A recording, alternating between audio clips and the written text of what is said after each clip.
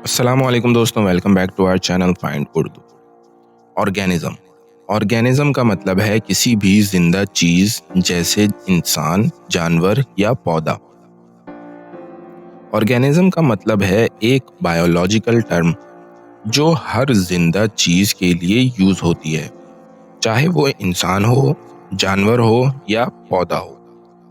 ہر organism کا اپنا system ہوتا ہے جو اسے سروائیو کرنے میں مدد دیتا ہے، جیسے بریدنگ اور ڈائجیشن۔ اگزامپل کے طور پر بیکٹیریا بھی ایک آرگینزم ہے جو چھوٹی سی مائکروسکوپک زندہ چیز ہے۔ A single organism can adapt to various environments۔ ایک ہی آرگینزم مختلف انوائرمنٹس کے ساتھ ایڈجسٹ کر سکتا ہے۔ تو دوستو، آرگینزم کا مطلب ہے ہر وہ زندہ چیز جو اپنی لائف فنکشن پرفارم کرتی ہے۔ امید ہے اب آپ کو آرگینزم کا مطلب سمجھ میں آ گیا ہوگا۔ ملتے ہیں نیکسٹ ویڈیو میں۔ شکریہ۔